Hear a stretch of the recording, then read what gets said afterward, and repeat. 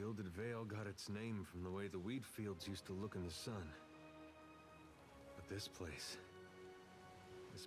really is gilded. Might as well be a different world. Well, hard to miss what you can barely remember. All I know is my life took a turn when this world came stomping into mine. These great people got a funny way of passing on.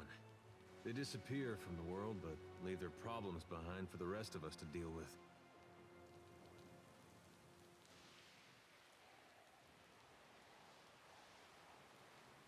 I guess maybe that's one good thing that's come out of this. Well, at least for me. I got something to do with my life that doesn't involve hauling or shoveling. I even got a friend or two out of it. Whole world's about to face the biggest test it ever saw. What Aethys is doing, it's gonna change everything. We may not survive. Kith, I mean. God of redemption, trying to redeem the gods. What a mess.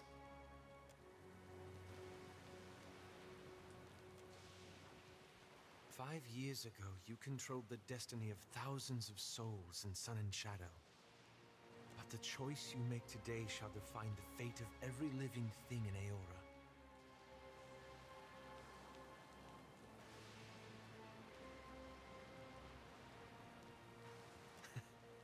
And to think of all the times I've asked you the same question.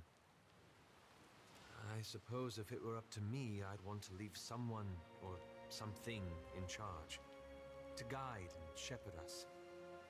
But it isn't up to me. I know you'll choose wisely. And no matter what happens, it's been an honor journeying with you. Again.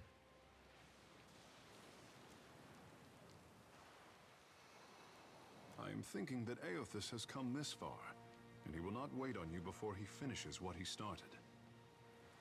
If he shatters what is sat in the heart of Ukaizo, this action will ripple beyond the Deadfire, beyond life as we know it. I will make sure that what we find here goes toward the Huana cause. The Crown's faith in Ngati's chosen will be justified.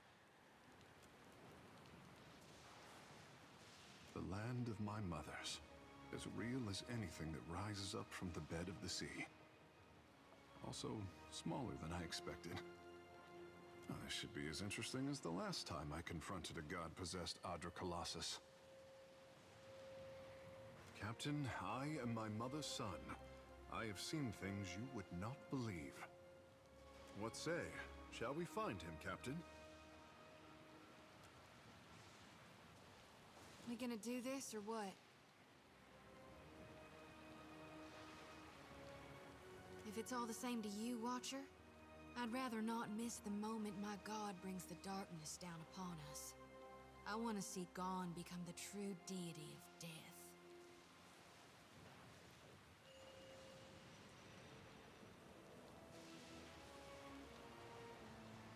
Sway a god's will?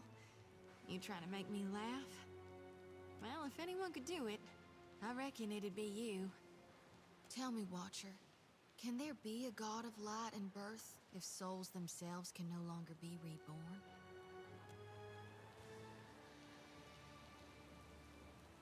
I'll hold you to that. I thought it'd be different how it turned out, but I couldn't dream of any other way. Now then, shall we go face my god for one last time? Find out what it is we can or can't do in these end times. Whether we're meant to wither or thrive. Consider me your second shadow. Then carry this.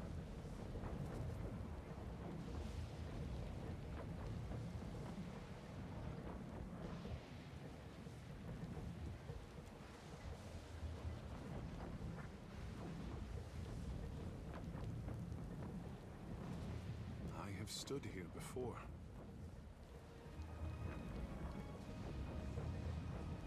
As a boy, I dreamed of a tower made of water.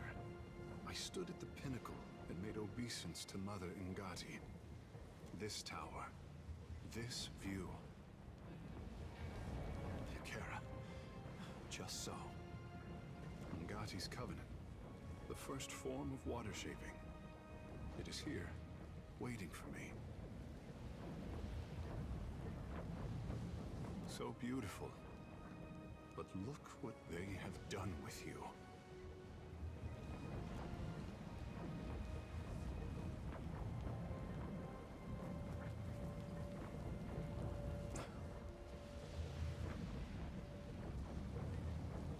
I remember.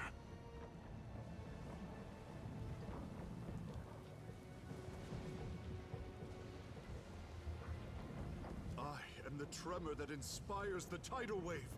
The pebble that calls the avalanche. Mother!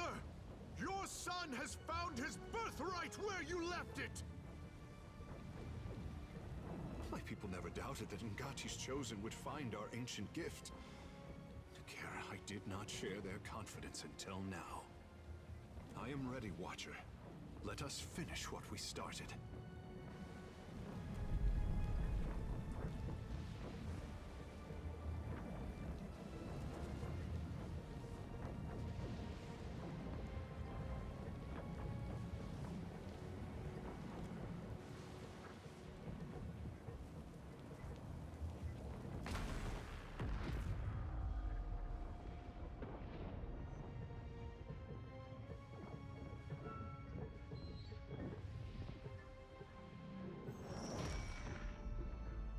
The machine controlling the storm winds down.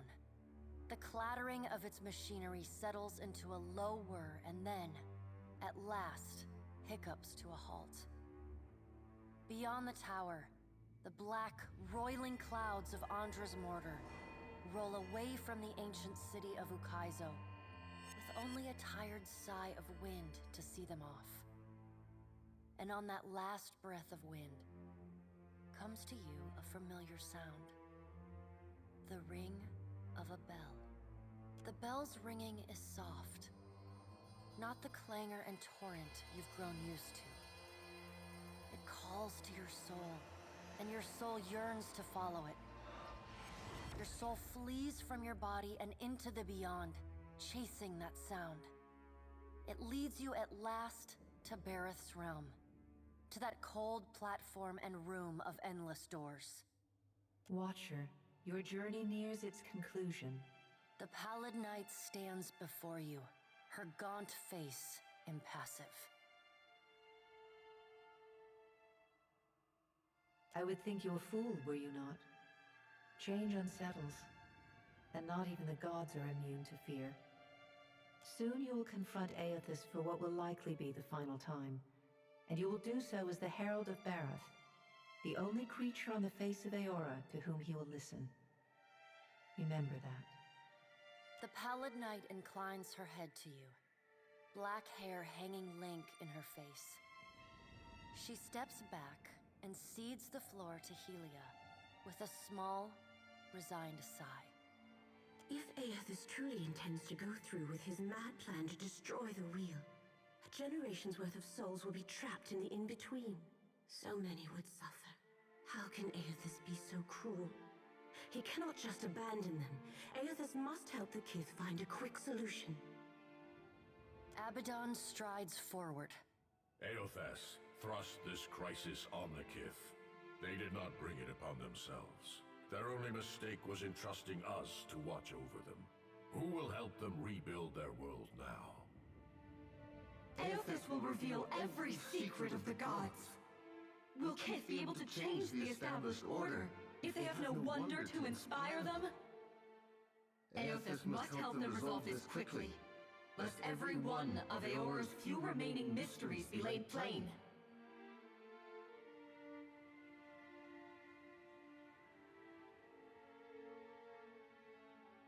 Coddled children learn nothing that is not spoon-fed to them.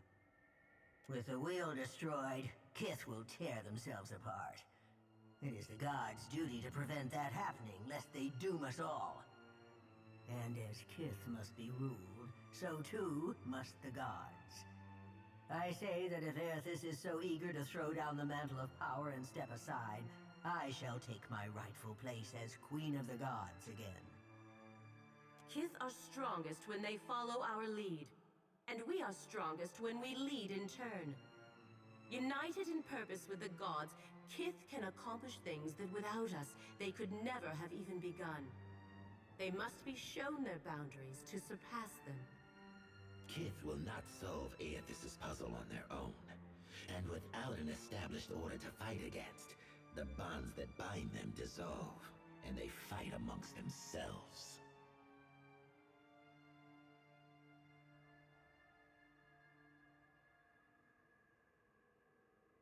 That confidence is what will save Kith, Watcher. Do not lose it when you stand before Aethys. Boudica's firm hand is but the motherly smothering of Helia by another name. Mortals should have no special advantages. Only once Kith have striven to improve themselves through trial will they truly know their measure. Kith must suffer to find their strength if they are to survive the world into which Aethys drags them. Our intervention in your struggle would be a cruelty and counter to our purpose. He lets his words hang in the air for a moment. Gaze, level with your own. Indeed. Kith must discover for themselves what it is they are worth, and of what it is they are capable. What we do for them, they do not learn for themselves. Trial breeds ingenuity. If our work of generations was not in vain, Kith will succeed in spite of Aethys' actions. I have faith in Kith's ability to meet Aethys' challenge. Do not mistake my words for indifference, Watcher. They are born from a fierce belief in your potential, not a refutation of it.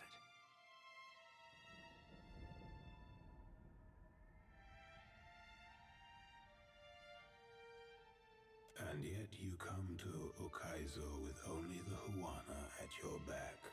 All that Kith stand to lose. And even then, your leaders could not join hands, squabbling instead over prestige and resources. You believe that will change when my final death comes calling? You are a greater fool than I thought. Margaret is blinded by her affection for mortals. She does not see that entropy is the destiny of all things. If Aethys were wise, he would destroy everything. End life, end reincarnation, end death. Kith have had their chance. It is time to let silence reign. As Rimmergon's words fade, the Pallid Knight returns. She no longer towers over you, a giant even among the gods, but meets you at your height. She lets the arms crossed over her chest fall to her sides. She speaks to you openly, plainly, an expression almost like tenderness, turning up the corners of her lips. Well, Watcher, you know where we stand. What do you believe?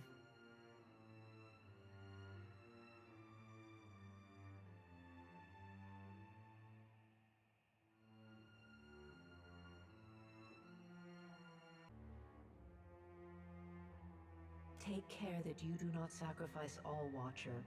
Only what you must. The things you stand to lose, lives, institutions, beliefs, you may lose for good. Now the time has come for us to part, Watcher. I laid upon you a difficult duty, and you have discharged it well. You will be free of it in time, but not now. You have work to do yet. You are no stranger to hard choices. You killed Theos, and when his soul was laid bare before you, you chose to destroy it. You granted him peace. Remember the strength it took to make that choice, and know that you alone may sway Aethys now. When you stand before him, choose your words carefully. The gods depart one by one in brooding silence. A solitary figure remains perfectly still until the last of her colleagues is out of earshot. Boudica peers down at you, a triumphant grin splitting her weathered features. Bareth is a fool if she thinks I'll let her enjoy the last word. You were trusted with a heavy responsibility, Watcher. Speaking for mortals, and representing their interests in the future to come. You weren't wrong to trust the Huana. They built their society to last, but that hasn't stopped their tribes from buckling under the pressure of foreign occupation. How many of her people did Queen Onakaze imperil while she placated her enemies? How close did her simpleton brother come to drawing his weapon at every negotiation? Then there's the deplorable incident at the Powder House. And yet, they have earned your confidence in a gamble that could decide the fate of all mortals. Why is that?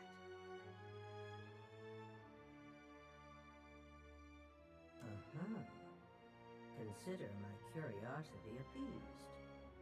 For now, in our grandest plans, you are a singularly unpredictable variable. You play a dangerous game by investing your hope in others. Deception and failure are woven into the fabric of mortals. I can safely promise that they will disappoint you before long. I look forward to watching the bright cheer fade from your eyes under cold, unforgiving reality. Whether you heeded my wisdom or not, everything you've done to get this far has informed our view of mortal kind. I hope you're satisfied with your performance. We've learned much from each other. Nothing could convince me that mortals are equipped to steward their future. Your efforts to prove me wrong were admirable, and my detractors will likely use your example to oppose my rule. The Huana may reign over this archipelago for now, but Eora is vaster than they know. A difficult road lies ahead of me. Your alliances have made proving my argument an uphill battle. Well done, I suppose. Aethys will no doubt have a sunnier outlook on mortals and their chances of success. He already has everything he wants, so go and listen to his empty-headed idealism. The rest of us will be sharpening our blades, preparing for the future he lays out for us.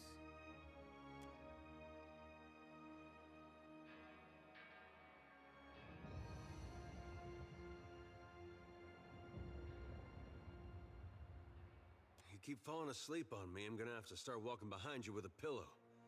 Oh, by the way, the storm's gone. Also, I think Aethys has ended in the world. It seems we're all still here. Do not touch the machine again, I say. The delicate fish can only take so much. God's darnation. My head.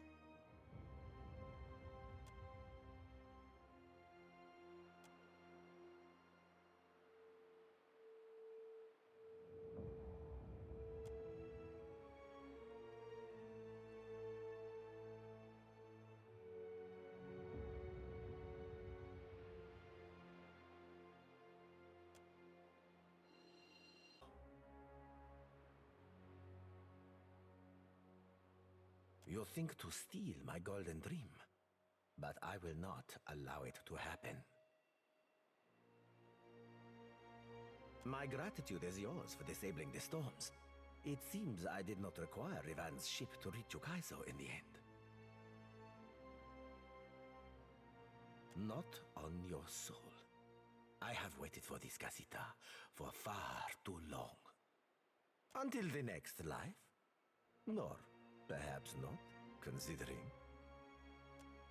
Streets of Ukaizo. Battered by storms for thousands of years, the ruins bear the marks of their role as the lone witnesses of the god's great secret at the center of the city. The houses and boulevards are pierced by great spears of luminous Audra. There are no ashen bodies, no birds, no sign or sound. of any life. But with every step, the rhythmic pounding in the distance draws nearer. Soon, you can feel the vibration traveling up your spine. As you approach the center of the city, the weathered architecture gives way to more luminous Audra, piercing the ruins, eventually overtaking them entirely. Cresting the top of a fallen tower, you finally get a clear view of Aethys. He stands, legs astride, next to a great stone monument ringed with 11 cavernous alcoves. All but 3 hold a gargantuan skeleton, bones scrubbed clean by the city's storms. An immense Anguithan machine floats above the monument, suspended by invisible energy emanating from a well of light beneath it.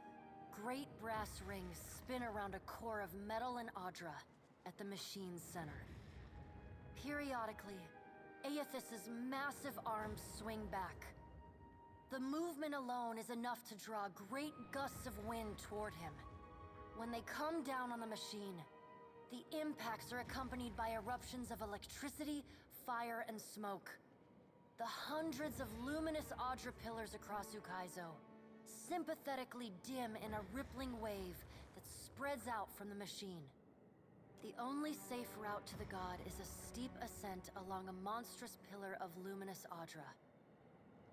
Intertwined with fragments of Ukaizo's ruins that it has carried through the centuries, the pillar bends in a long arc, towering above the machine. The pillar levels out near Aethys's head, a silent observer to the destruction of the machine it has grown beside over thousands of years. You weave your way along a treacherous, rain-slicked path up the pillar's skyward side. As you arrive at the top, you catch Aethys's attention. Fist pulled back, he pauses to observe you. With the same gentleness he showed at Ashen Maw, he lowers his arm and turns toward you.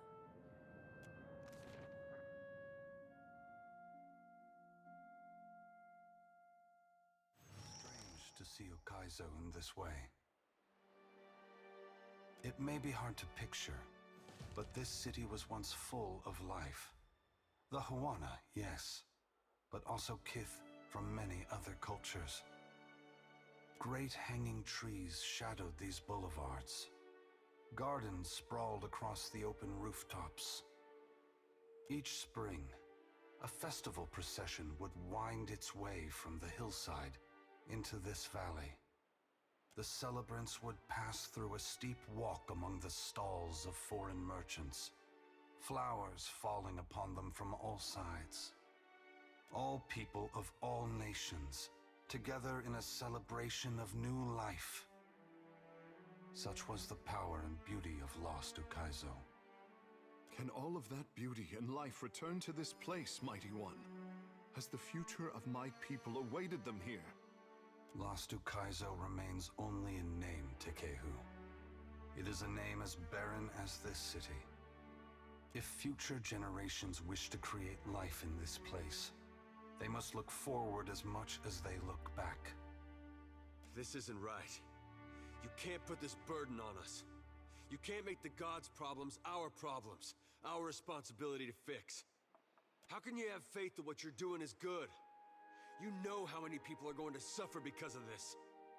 No matter how you spin this, you can't set it straight. Adair, I wish I could explain it to you. It breaks my heart that I cannot. But no matter how much you curse me, do not despair. The souls of this world will need people like you. Lights burning brightly in the darkness to come. Ukaizo's corpse is beautiful, my god.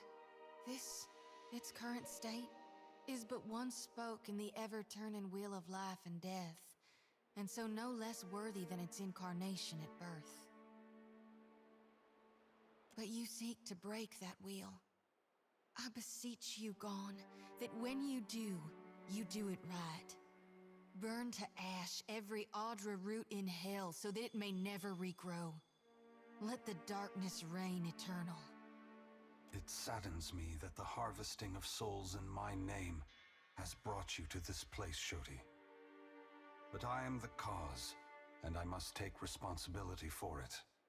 I can only hope that after I am gone, you will see there is a brighter future for mortals. It is a future that you can help shape, even if you cannot see it now. What right do you have to do this? Destroy the wheel and leave us with nothing? Without even knowing what will come next? Aloth, we are all gods and mortals, responsible for our own actions. But inaction carries its own moral responsibility. It is a burden I have carried for far too long. One must always do as their conscience dictates, even if that means abdicating a position of power. But what of you, Watcher? Why have you followed me? Have you come to bear witness to the breaking of the wheel?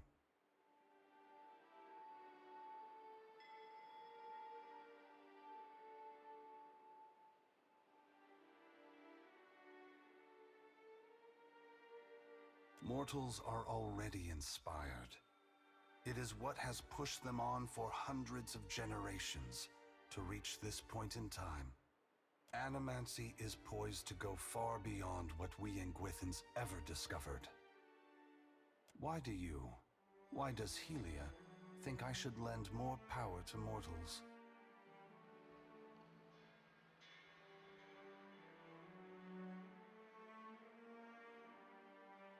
As do I. From where should mortals draw their inspiration?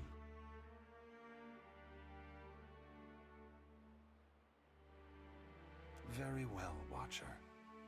I will ensure that mortals are inspired by my passing, that my power not be expended in vain. Indulge me in a moment's curiosity. There is something I wish to know about Eora, about Kith, that I can only learn through your eyes.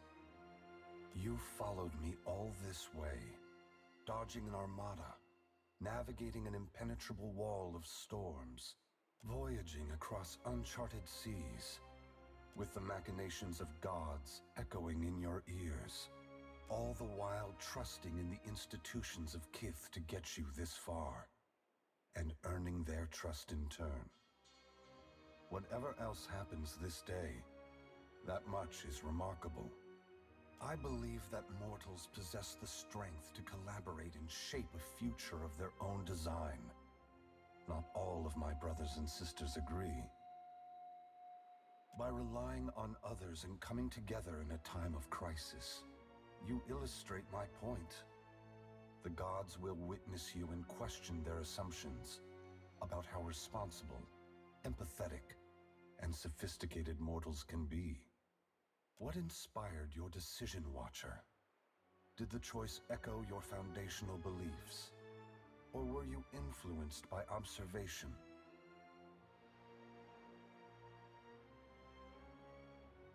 I thank you for your perspective. Yours is not the only opinion that concerns me, but for the moment, it offers much to consider. All I ever wanted for mortals was growth, transformation. Once, my brothers and sisters shared this goal. Some have forgotten themselves, giving into fatalism or tyranny. Others have succumbed to apathy. It brings me great sorrow that crisis is the only way to set the future in motion. Would that I could pass the responsibility of heralding your darkest hour to another. Never forget that trust and coordination between mortals brought you to this place. Your future is built on a foundation of hope, and you have laid the first stone. Ask.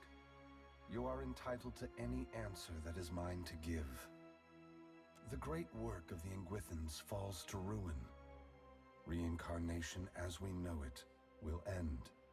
Souls which currently await new life in the beyond will be born into the world as normal, but their numbers will not replenish. Anything that dies will tarry in the void of the in-between, awaiting the motion of a wheel that no longer turns. Once the Beyond has emptied, every birth will be hollow-born. Other maladies of the soul may follow, and plague those who linger in life. Unless mortals work together to carve a new path, the essence of life will be trapped in the netherworld. Gods will starve.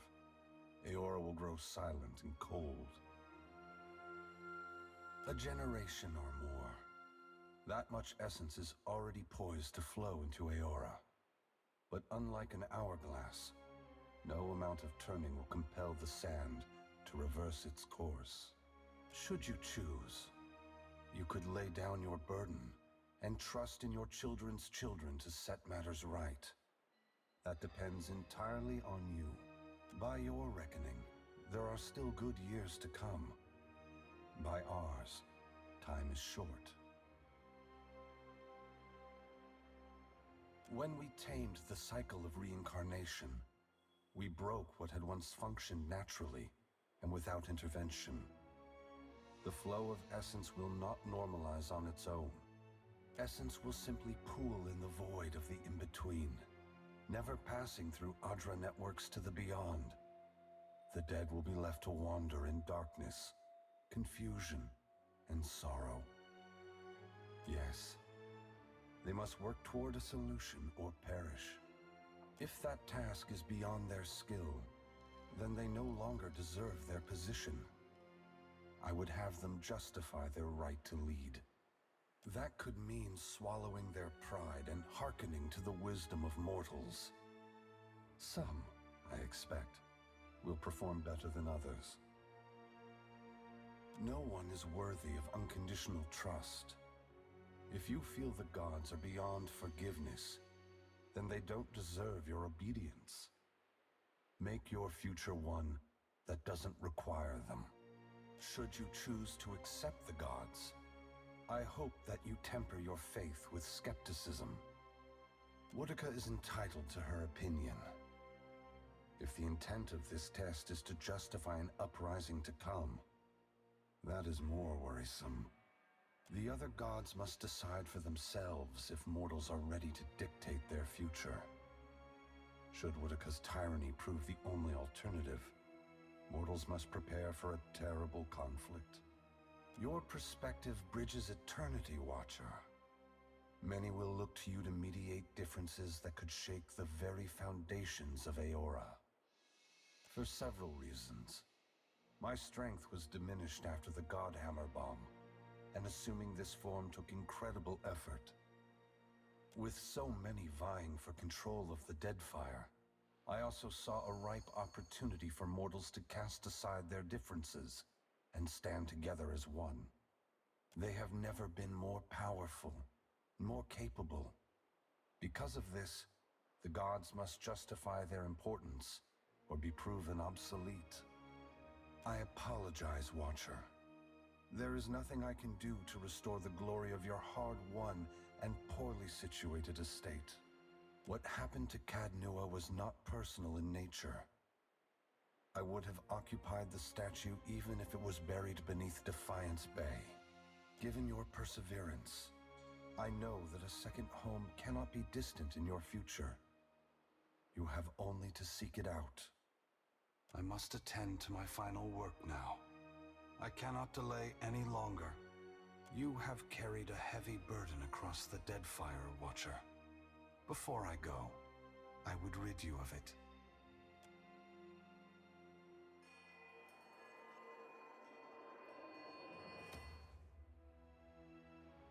You are free now, as free as any of us can be. Many will come to you for help in the years ahead. Animancers, priests, even the gods themselves. I have great hope for you, but always remember that your future is for you to decide. Use your freedom well. Aethys squares himself to the machine. As you move to a safe distance, he draws his fist back and resumes his assault. The blows rain down with increased fervor, but the machine perseveres in spite of his efforts. Spreading his arms wide, Aethys draws power from the luminous Adra Audra clustered around the valley.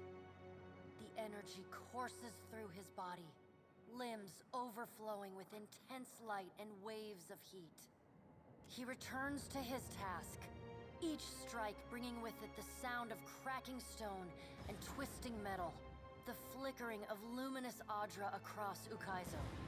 As the ancient machine finally begins to succumb to his strength, so too does Aethys's body, built to withstand the passage of thousands of years. The great Audra statue has finally been pushed beyond its limits. Cracks appear along the hands, then race up the arms. Aethys does not slow his assault, but continues unabated. Its brass rings twisted. The machine spins erratically but withstands the relentless barrage. Aethys stands astride it and pummels the base of the machine. Soul energy begins to flare out from the machine's heart, warping the air with the intense heat. Aethys drives his right fist into the machine's center, the core of metal and Audra. The god lets out a deafening shout, something between a cry of anguish and a roar of exultation. You see Aethys's arm shatter upward from his hand through his elbow. A flash of light and heat bursts from the core, accompanied by a cacophony of destruction. The moment passes as Aethys's shout echoes throughout the valley. Your eyes begin to recover. The god's work is accomplished. The great machine of Ukaizo has been destroyed. The wheel has been unmade.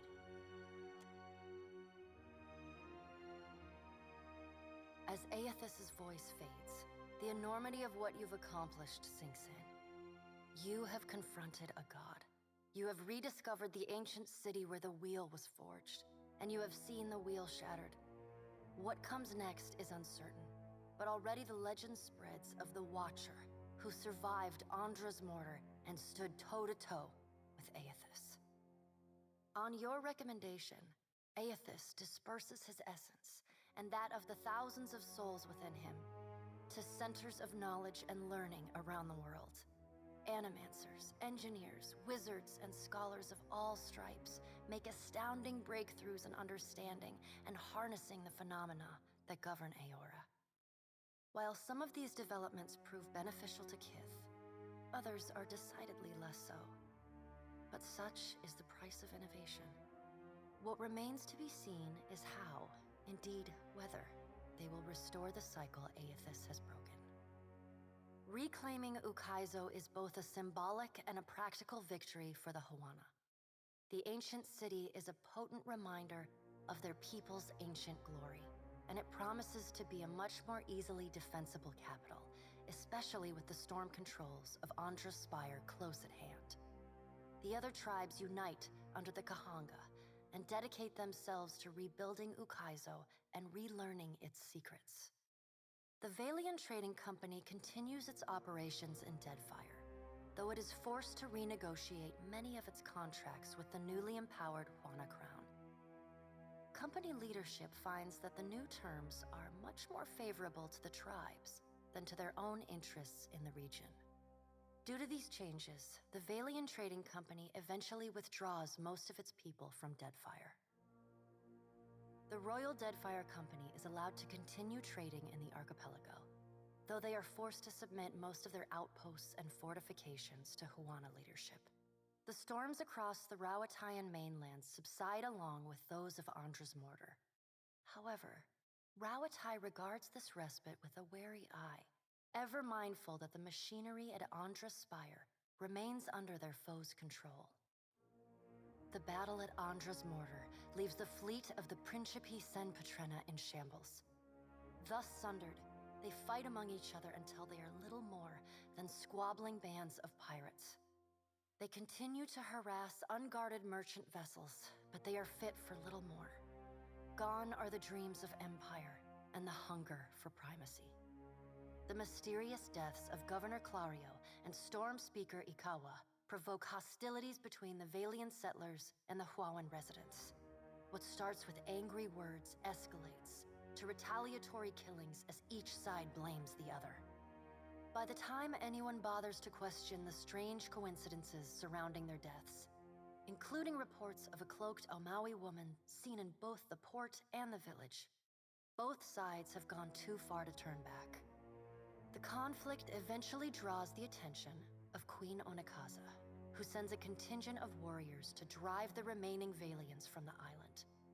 Port Mage becomes a cautionary tale for outsiders who would abuse the hospitality of the Huana tribes. As the balance of power changes in Deadfire, so too does Nekataka transform. Though the Kahanga monarchy moves its new seat of government to Ukaizo, Nekataka continues to be a busy and important city. The Kahanga leadership takes responsibility for the welfare of the Raparu, and the Gullet starts to improve. What was once a den of crime, poverty, and illness slowly becomes a quiet haven for the Raparu. Ukaizo reveals more about the ancient art of water shaping than the Guild could have hoped to learn in another century of work. With this new knowledge, water shapers across the archipelago wield the currents and bend the waves for the pleasure and benefit of the new Huana nation. Your brief encounter with Letharn proves deeply influential for the children of the Dawnstars. He comes to recognize his nightmares and the scene at Hisongo as Aethys' final warning to his people. Unite in strength and faith, or perish forever. As word of Aethys' deeds at Ukaizo spreads, his fellow Dawnstars take this message to heart. The faith of the children of the Dawnstars brightens. Aethys returned to give the world the greatest gift of all, hope.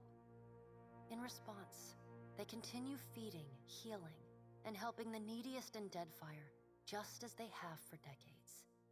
It remains their holy mission, and they will persevere in love and faith. Ruanu, the chieftain of the Huana at Tikawara, dies mysteriously. The tribe finds his body washed up on the same beach where Anaharu challenged him to the trial of waves. Some blame Anaharu's vengeful spirit. Others see it as Ngati's final judgment. And a few speak of a strange man seen lingering in the village. The leaderless tribe eventually scatters.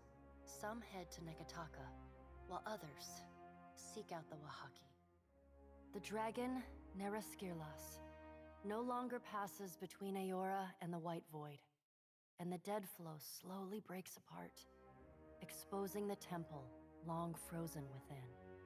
Under Halfyorn's guidance, the Harbingers of Dusk resettle within Remergon's temple, vowing to forever protect it from the defiling touch of outsiders. Over time, the group becomes increasingly reclusive and fanatical, attacking any who dare approach their holy site. In besting the Beast of Winter, you earned the Death God's mercy rather than his enmity. The deity remains characteristically unforthcoming about his decision, and you're left to wonder whether in doing battle with him in the White Void, you somehow furthered his apocalyptic ambitions. Once repaired, the Adra at the primal island of Kazuwari again pulses with the flow of soul essence between the here and the beyond. The feral life on the island flourishes, the jungles and veld growing ever wilder and resistant to settlement and exploration alike. The faces of the hunt continue to rule the Crucible and Gallowains, or rather, Tawamawai's name. The trials summoned by the statue grow deadlier with each season, until only those rare few willing to brave the gravest of dangers seek out the bloody ordeals of Kazuwari. Like the other souls following in your wake, Muatu eventually yearns to move on to the beyond and the wheel. Stymied by Aethys' actions, however, he settles on returning to Kazuwari, where he joins the choir of souls that echo throughout the Crucible. Released from their bondage to the sightless eye, the Vithrak of the Halls Obscured abandon the Black Isle and resettle in the deepest and darkest recesses of the ruins beneath Nekataka. Sisak and his colony remain secretive and isolated, however, rarely interacting with those Kith crawling about in the sunlight above. Encouraged by her arcane successes, Bakarna returns to her observatory to continue her studies of the celestial spheres. In time, her colleagues in the Circle of Archmagi come to accept her among their number. She takes on apprentices, and they trumpet her praises as both a brilliant innovator and nurturing pedagogue. Slain by your hand, the Titan of Wal poses little further threat to Aora. As the corpse decays, it putrefies into a massive nest of hungry fungal monstrosities. Vessels that anchor off the shores of the Black Isles tend to go missing, only to turn up shipwrecked months or even years later against distant shores. With time, the body collapses upon itself, and the Black Isles finally implode. Though your adventures alter the destiny of Aora and the balance of power in Deadfire, they also leave a lasting mark on those who travel at your side. Your companions find themselves changed, in ways both big and small. Adair returns to Hisango, where he reunites with Byrne, the son of his former lover, Elava. Although Byrne regrets not having joined the army of Aethys, he accepts that he tried to go about it the wrong way. Likewise, he comes to idolize his new uncle, who has truly marched in the lighted path. Together they set about bolstering Aethys' following in Deadfire, and prepare for the greater conflict Adair believes is soon to come. Shodi is not a priestess who understands the meaning of subtlety. As such, she makes her girlish crush on Adair painfully obvious from the moment she first sets eyes on the strapping fighter. Early in your travels, Adair appears discomforted by her persistent flirting. He often grimaces when she sidles up to him, and he takes endless pains to keep their conversations terse and to the point. But after a little smoothing on your part to nudge them in the right direction, Adair makes an effort to view Shodi with an open mind. And Shodi begins teasing the veteran fighter in a more companionable and less amorous manner. After saving each other's hides a couple times, and sharing more than a few laughs, the two form an easy, and you suspect, lifelong friendship. Plagued by constant nightmares and hallucinations, Shodi becomes increasingly disassociated from reality. Meanwhile, her power continues to grow with every soul she harvests. You start to notice sliced up animal corpses everywhere you two travel. But when confronted about it, Shodi stomps her feet and fiercely denies any wrongdoing. Then, one night, Shodi wakes, but never leaves the nightmare. Shivering uncontrollably, she packs up her belongings and slips away into the darkness, murmuring that she must return to the Temple of Gon in order to fulfill her purpose to her god. But she never reaches the temple. None of the Dawn Stars know what's become of her, aside from disturbing rumors of a harvester ravaging the southeastern islands in the Deadfire, leaving a trail of blood in her wake. Aloth renews his commitment to transforming the Leaden Key from a tool of secrecy and oppression into a watchdog organization. With the wheel broken, he reasons the world will need wise and responsible leadership more than ever. It is a lofty goal, and one he does not expect to finish in his lifetime. But if there's one thing he's learned from the Watcher, it's that a single person can change the world. You let Rimaro go, and the former pirate ostensibly set sail for the trade lanes of the Eastern Reach, the Edier Empire, Old Valia, and the Republics. For the remainder of your time together, Seraphin seems, if not exactly happy, at least contented with the outcome of your confrontation with his former mentor at Sayuka. When he leaves, he does so with little fanfare. Nothing but a roughly scrawled note slipped under your door.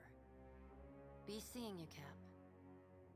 You hear of Seraphin from time to time, in rumors and sea tales. He prowls the Deadfire, a brutally efficient killer, never long for any ship and never close to any crew. After reporting back to her superiors for the Watcher's actions against the Valian Trading Company, Pallegina is rewarded with reassignment home to the Valian Republics. She spends the next several years as the head of the household guard for the Duke of Ancenze. In this role, she is often lauded for her courage and loyalty. Even with all of the praise, there's still times when she cannot help but feel she could have had more influence on what transpired in the Deadfire. Time away from the Navy gives Maya Rua some perspective on how Rawatai conducted the Deadfire occupation. No sooner does she return to active duty than she voices her frustrations over some of the more underhanded tactics she witnessed and carried out in the name of the homeland. Her voice carries all the way to the Ranganui, who reminds his admirals that battles are won by superior tactics, but war is a battle of precedent, and winning is not always a victory. The people listen. Though Maya's covert assignment in the Deadfire is considered a success, few claim knowledge of it or openly congratulate her. She receives no praise beyond knowing glances or the occasional raised tankard from her countrymen. She never responds. She looks forward to seeing her brother again. So does Ashiza. Takehu never intended to grasp at the destiny his coming foretold, but he finds himself doing just that. He sails from island to island as an emissary from the gods to the Huana people. The tribes welcome his message and use it to bridge their traditions across the archipelago. Huana unity has never been stronger. With Ngati's covenant firmly in mind, Takehu feels confident enough to reshape the very Deadfire. Your farewell is short and cordial. Nothing further needs to be said, and you wish each other well. Takehu does not look back. The sea feels restless in his absence. Your pursuit of Aethys and your journey to Ukaizo signal the end of forces that have shaped the lives of Kith and the course of nations. The cycle of reincarnation has been broken. The storms of Andra's mortar have calmed. Yet each ending promises a new beginning. As the sun rises over Ukaizo, Kith turn their gaze eastward, wondering at what lies beyond, and at the world they will fashion for themselves. As the Watcher of Cadnua and the former Herald of Bareth, you return to your ship and begin the long journey home. You hope for calm weather.